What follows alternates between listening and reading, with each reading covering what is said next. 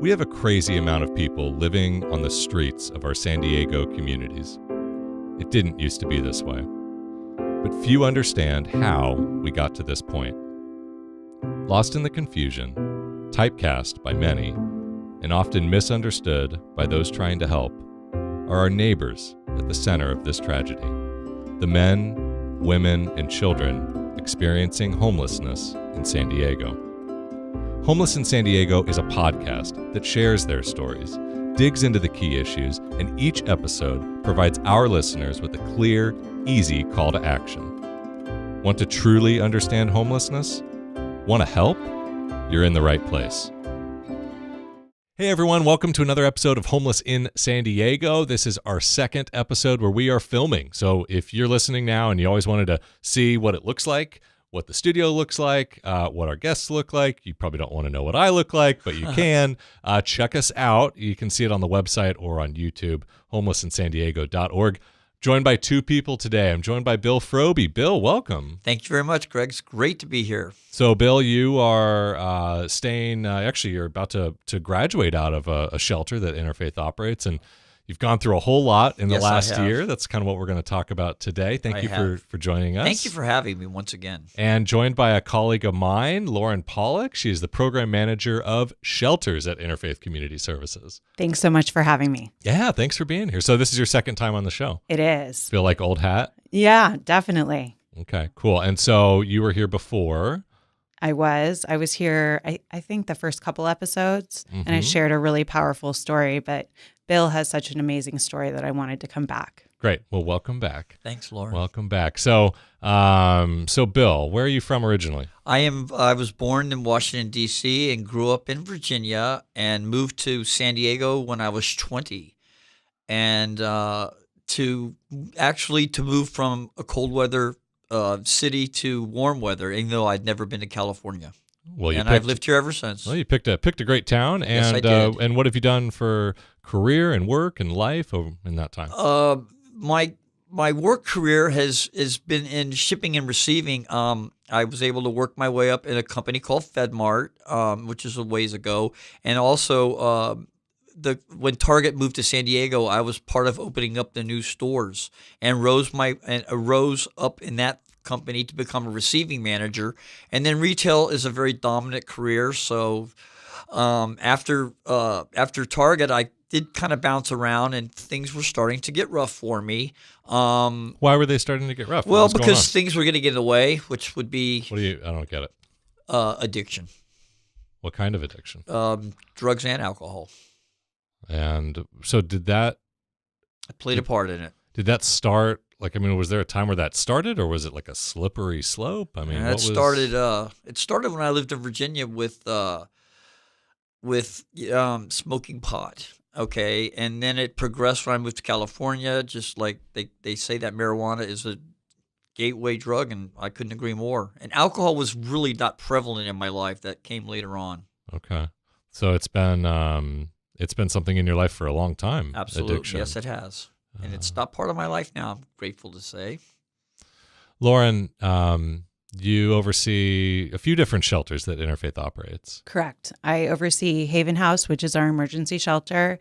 I oversee our rotational shelter, which is a family shelter during the winter months that's hosted by different congregations. And I oversee our behavioral health shelters, which is Tikkun and Kareen's Cottage. And we're just talking about addiction and drug and alcohol use. Are those, if somebody's had a drink, does that prevent them from getting into these shelters?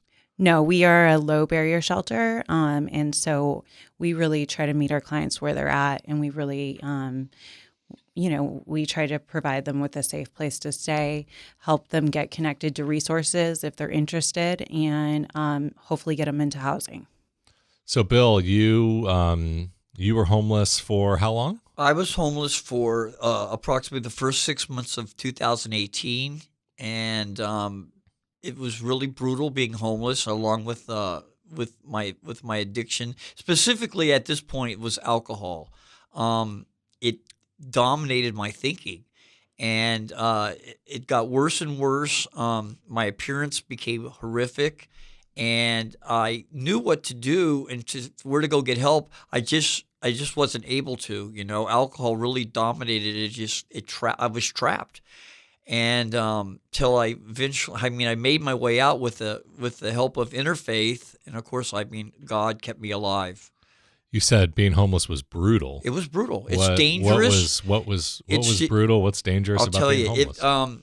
First of all, sleeping outside on dirt and having no change of clothes and just being the 3 H's: helpless, hopeless, and homeless. And that's where I was at. And alcohol really was tremendous in how I couldn't escape. We've had a lot of people on the show who have talked about turning to alcohol, turning to drugs after they become homeless as a way of coping. We were talking before the show. Yes, we were. Your situation was the other way around. Yes, it was. Greg asked me on the way here, I blame myself, but alcohol is responsible for every single bout of homelessness that I acquired. How many bouts of homelessness? Oh, I would say roughly 5 or 6. They were always never as brutal as the 6 months of 2018. That's the most I've been homeless. And then I would get my act together and go to rehabs. I've been to several of them. And first off, it would always start with me going to the hospital. From there to a crisis house to a rehab. How many times did you say you've been hospitalized due to alcohol? In 2018, in the 6 months, 7. 7 times in 6 months. And all of them were alcohol related. Some were fall alcohol related, where I didn't know where I fell and what happened. So Lauren, what's going through your head as you're hearing Bill talk about this period of his life? I was there at the beginning, so I remember that time, but he's been so wonderful, and he's really grown a lot throughout the past year that I've known him. And I can't even remember those days anymore because he's so successful now. And I really appreciate that. And I could not have done it without Interfaith. The facilities that are there, which I've always known, but I was right across the street. And like I said earlier, alcohol was a brutal cycle. And when I finally somehow found my way there, the rest just started. And it's a challenge because I lost everything out there. I lost my self-esteem. I lost my phone. I lost my teeth, which is really brutal. And I lost my wallet. And when I got to rehab, I used a walker for 2 days. And before you got to rehab, you were telling me before the show, you were in Escondido. Yes, sir. And you got a ticket. I got an illegal encampment ticket, and did that change? Did that just motivate me to get help? Well, at first it didn't. Because I told Greg on the way here that when the policeman gave me that ticket, that I just go, well, okay, I'm really going to be able to. I'm not going to pay this because I can't. It just wasn't going to happen. What did you do next? What I did was, he told me about Interfaith, and I already knew that the facility was there, and the things that Interfaith offers wasn't enough at first. I went to the store one more time, and then when I came back, what'd you go to the store for? I went to the store for a bottle of vodka. That's the drink of choice for me. And I came back, and still that wasn't enough, And as I was walking back again, I was going through the Interfaith parking lot, and my case manager, Holly, came out, and to my knowledge, she said, "Bill, we've been waiting for you." And I just went, what the heck?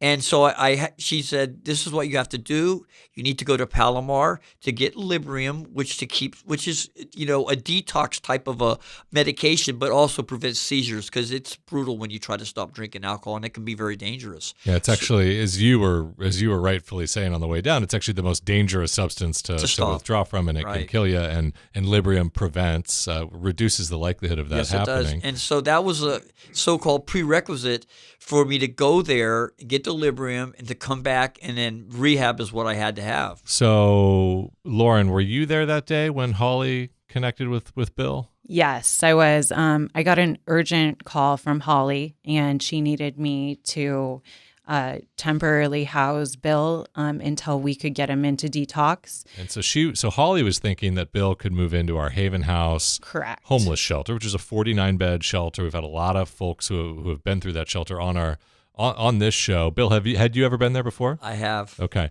and so she was thinking that Bill could get into that shelter, but that's not what happened. Yeah, so when we came in contact with Bill, we just, we determined he was not in a very good shape and he needed to go to detox right away. So we called an ambulance and he went to Palomar to detox. And after he went to Palomar, I talked to our Sobering Services, which is our residential treatment program on site. And I asked if once Bill completes detox, if he can stay in their residential treatment, and they agreed. And so we had a safe place for him to come back to. So, Bill, you went and got sobered up through the hospital, and then did you go to another detox location? No, after I came to the wellness recovery program. You came back to Interfaith. Yeah, it's still it's fuzzy. The brain is fuzzy about this, how the whole thing worked out. I know that my appearance was brutal. Okay, I looked horrific. Okay, and I from what I can recall, I used a walker for 2 days, give or take. Why were you using Because I a couldn't walker? stand. That's how bad it was. And That's so, what alcohol does to the body. I think for our listeners, I want you to understand that it takes more than just a shelter for people to overcome homelessness. Yes, it does. And most importantly, it takes an individual who, if they're able to, is ready to try to do something differently. And so for whatever reason, you were in that spot, I guess, that day. Although you kind of were and you weren't. I always knew what to do, and I just wasn't able to. So But why? Why do you think that day? I'll have to ask God that when I go to heaven, because I really don't know. Okay. I mean, I was so physically and mentally drained of everything. One was as bad as the other. And then in that moment, you connected with Holly, and Holly was there, and she said, I've been waiting for you. Yeah. So it's another thing I want our listeners to understand, that ultimately it takes not just the person looking to change their situation who's experiencing homelessness, but then it usually takes somebody like Holly to be there and say, okay, let me help you out. Let me try to get you some help here. But again, even the available bed in a shelter, which usually does not exist, Lauren, what's our wait shelters list like now? Yeah, I mean, our wait list is a couple months. Okay, so usually that's the case, but there happened to be a bed that we were gonna get it, make available for you, but that didn't work. It then took connecting to, in this case, a hospital to support a safe and healthy detox process. And then you moved into a residential treatment program, which Interfaith happens to operate at the same location in Escondido. I mean, that's a lot of things in a really short period of time. A lot of things went my way, which it makes me incredibly grateful that it worked out the way that it did. I mean, I lucked out. Okay, I mean, God kept me alive. I knew what to do, like I said earlier, and I still couldn't do it. And even when I realized I was doing it, it took all those things to come forward for me to be here today. Well, and that was just the start of your journey. And that was just the start. Because the fun was just beginning. Yeah, because you were in the residential treatment program for 90 days, give or take. And then what happened? And then, go ahead. I'll let Lauren speak. Yeah. So I saw Bill every day eating lunch in our nutrition center, and his appearance had changed significantly. And, I would always stop and chat with him, and he was nervous about where he was going to transition to. And so I said, if he completed treatment, I would assist him in getting into Coon, our behavioral health shelter. And so that's what we did. And it's been an amazing journey that I never even realized it could go this way. I went from one day being at the rehab to this very same day with no break in the action to the place where I currently reside. And it is amazing. All these things had played out. And even me wanting to get to this particular point, it still wasn't easy. I still had a few struggles in rehab. I mean, I had struggles with my thinking, like, okay, what is it? That I want to go back out? And I didn't, and believe me, there was a couple of times that I don't know, I felt trapped. Well, and at that point, this is about fall of 2018. So Okay. you went through the 90-day treatment program. You moved into a shelter that Interfaith operates, a men's shelter, a small shelter. Right. Lauren mentioned the name of it, the Tikkun home. It comes actually from a Hebrew phrase, Tikkun Olam, which means That's to what I've heal and heard. repair the world. And it was created by one of our very early supporters, Betty and Mel Cohn, to help people to heal and repair. And it's actually Interfaith's longest standing shelter that's still operating. So you were there, you moved in the fall, and then you made a decision to go back to school, right? Yes, I did, and my life had totally changed from where I was homeless to rehab to now I'm in a shelter that where the ball was in it was all up to me. I mean, you still had structure, but it was my own structure. Okay, you had to leave at a certain time in the morning. I was very active in my sobriety. A lot of meetings. I didn't have to go, but I wanted to go, and that coupled with my appearance, my diet, and my exercise changing, and that got me, and my family's always been there too. Very important. I have a lot of support in this town, in this city, I should say, and it got me up until, let's say, Thanksgiving, and then something happens. So that something would be I made the decision to drink, and I still don't understand it, nor will I ever. And it was you don't miss a beat when you're sober, then you're not. It's worse every time, just like I've always learned. But still, that wasn't enough to stop me, and it lasted a period of time. It ate at me. I let everybody down. But when I realized that I was letting myself down, I turned myself into my program, and it saved my bed, or I was going to be right back where I was in the beginning of 2018. So Lauren, I know you remember this time in Bill's journey. Yes. So Bill called me and left me messages. He was really afraid that he had disappointed me.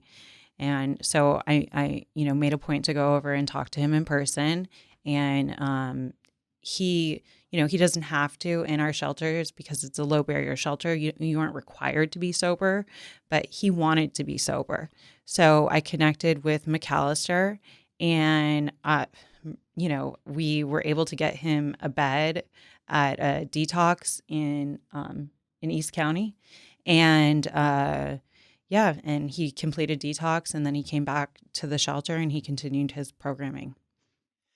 I owe a lot to Lauren because I had crossed over, again, and I lost everything. When I say I lose everything, which means I lost, first of all, my self-esteem just went right out the window. What I had achieved in the fall and getting to that point was like gone. My little bit of money that I had, gone. The one thing that I did not lose was my bed. And I mean, the threat of homelessness hanging over my head wasn't enough. And that's the brutality of alcohol, We were talking before the show. You said you were thinking about a lot of people, including Lauren, who you were disappointing, but then ultimately It was me. it was yourself. Of course, God too, but it was me. And I when I realized it, I've never had made this decision before in my entire relapse life. And when I did it, I tried to call Lauren, and I left messages like she had stated.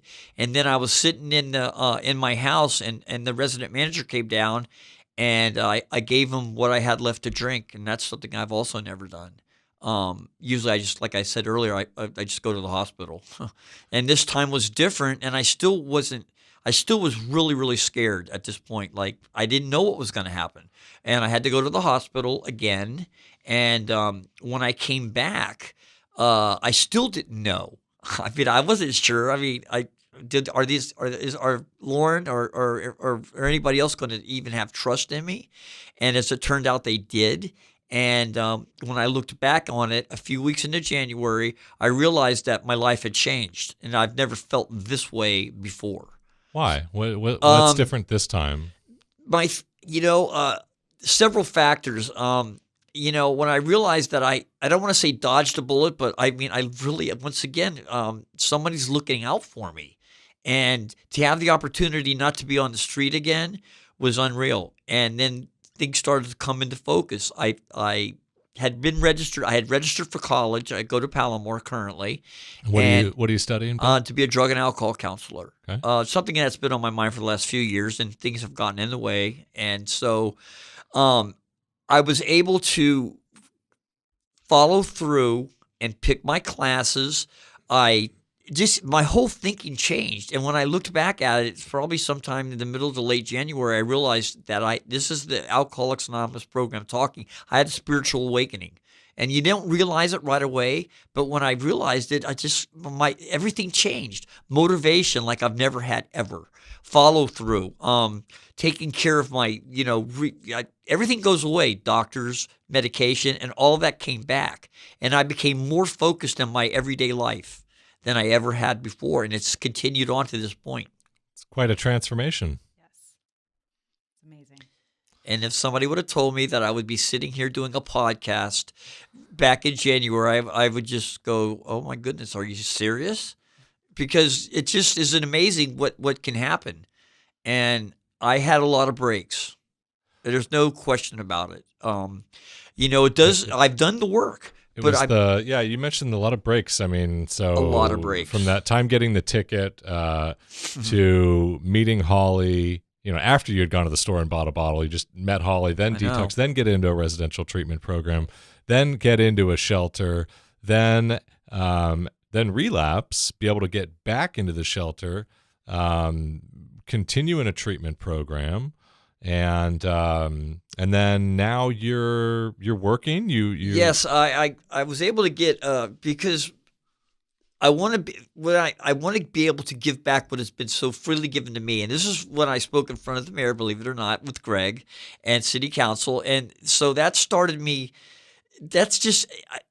I became to develop a serious passion for homelessness, and which is really carried on like right now. And I just wanted to be able to give back to the community. And one of the most important aspects of this change has been going to school.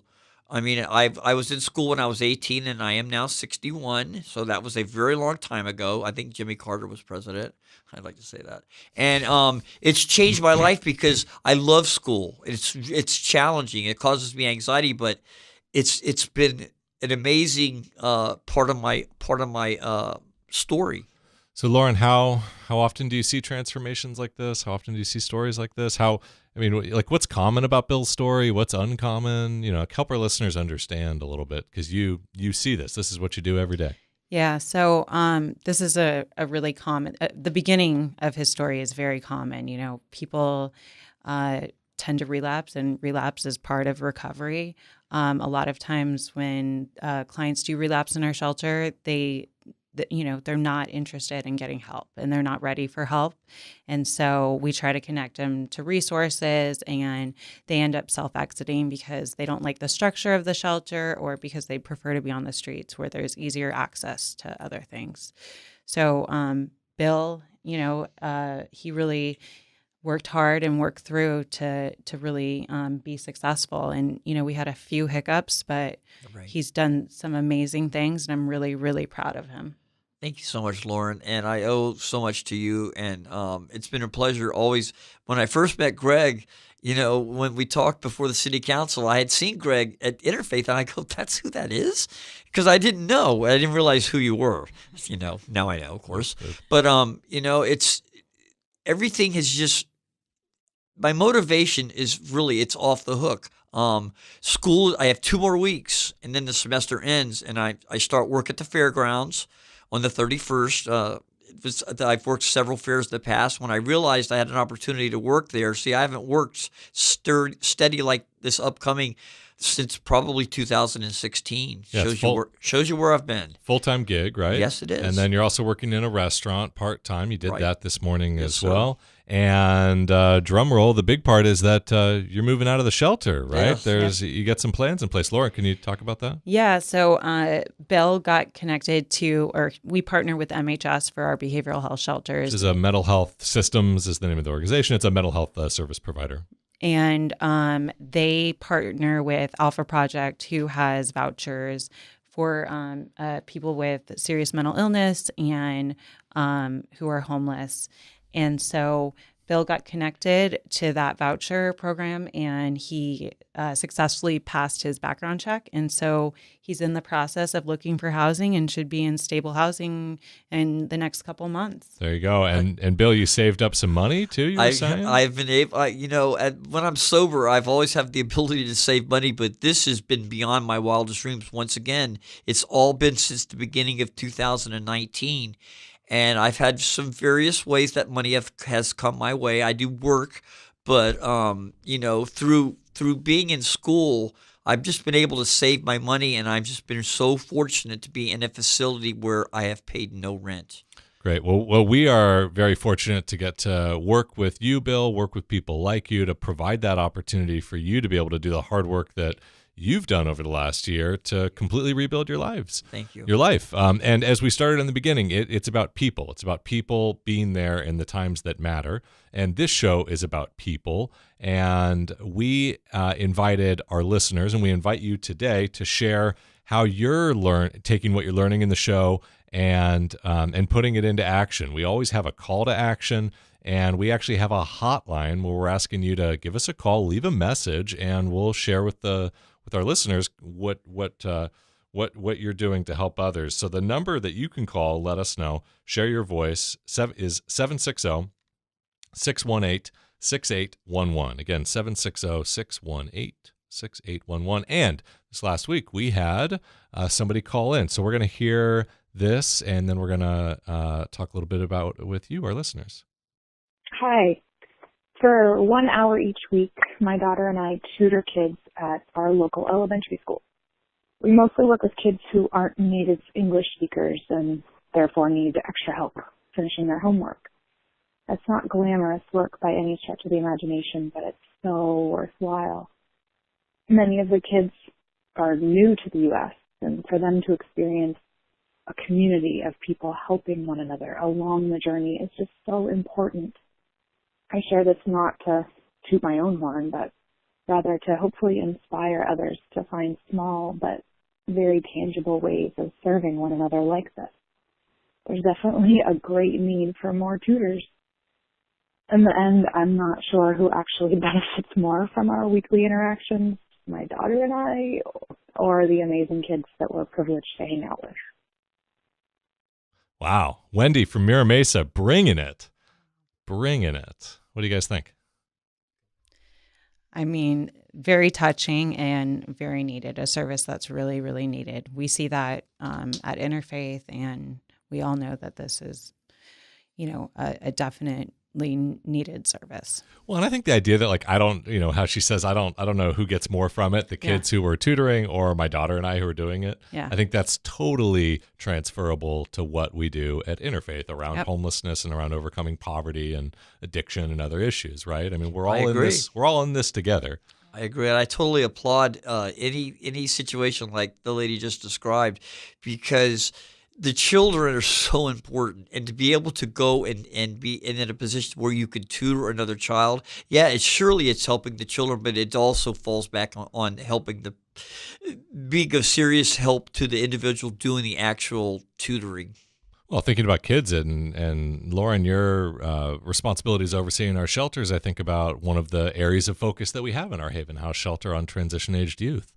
Yes. And prioritizing those limited beds for younger adults experiencing homelessness. Yeah, we do give priority to 18 to 25-year-olds and then seniors. But the transitional age youth need a lot of extra support, and we have some great partners that we are able to, work together to provide them that support if they want it.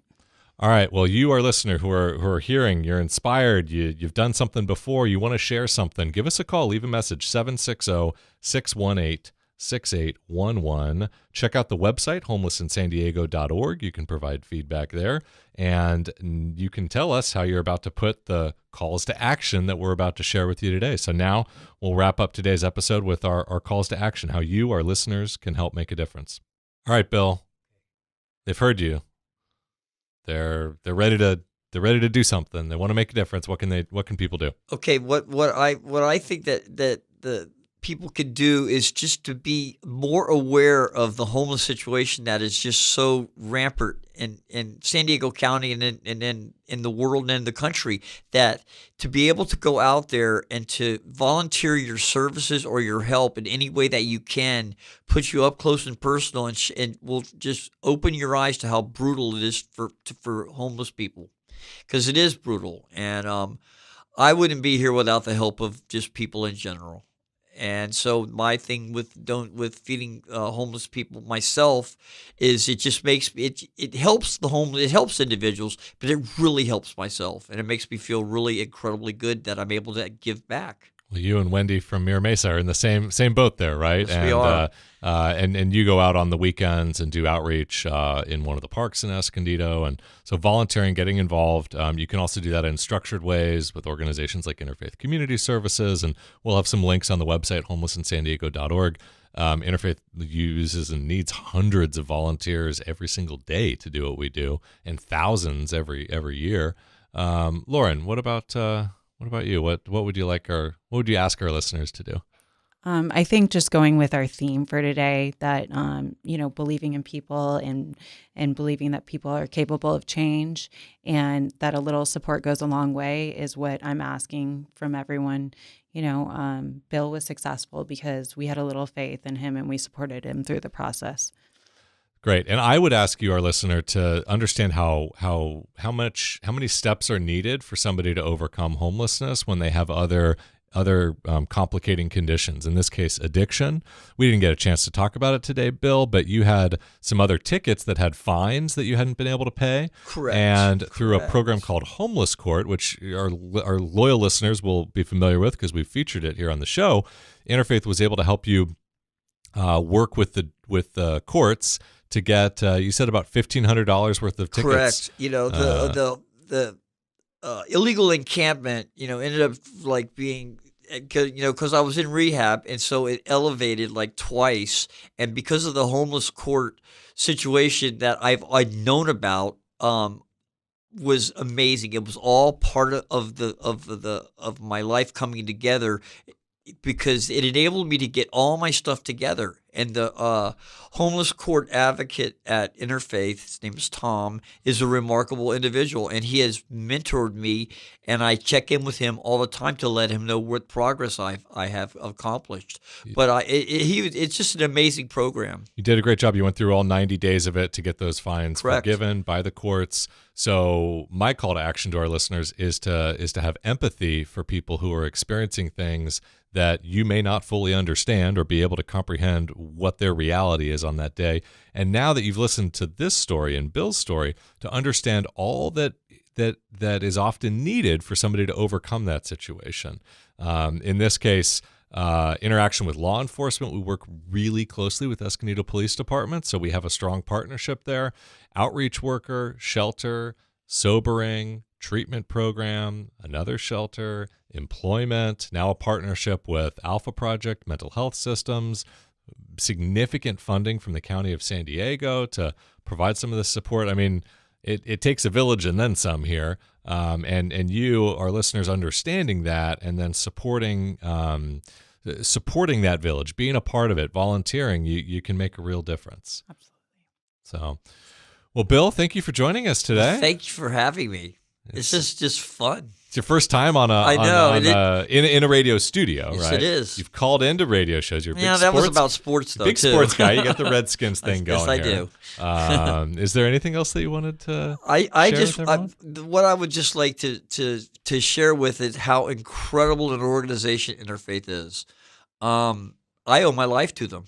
It's the bottom line. I wouldn't have been able to be here to talk if it wasn't for Interfaith. and they offer so many facilities, so many. Gosh, I lost my train of thought. So, because I interrupted you, sorry, Bill. No, that's because not what I you. wanted to say was to say, this isn't a commercial for Interfaith Community Services, but Right. it really is a commercial for good people. Good people. And good They're people out there, supporting too. good people. So Yes, it is. that's helping a good person like you. It's connecting with other good people, getting involved, and that's really all Interfaith is. I mean, we're Interfaith. We're bringing together different faiths, different people, different programs, all people supporting one another. It So gives that's people a what chance to get their life back.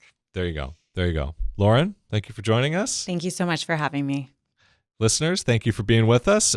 Check out the show. You can listen to it. Maybe you already are. You can also see us on the video. So, like the second episode that we filmed, let us know if you like this. We'll do more of it. Bill, you're awesome, man. Good job. So are you, Greg. Thank you. All right. We also want to give a quick shout out to John Rollinson, who's helping film this. Hello, John. Hi. Oh, geez, I'm hitting the mic. And that gets to my second thank you, making Adam Soundtech podcast guru extraordinaire over there having to do some extra work as I mess with the sound equipment. And then finally, I want to thank Fiona King from our team at Interfaith Community Services for supporting all this. It takes a village to create the show. Thank you, everyone. We'll talk to you again soon.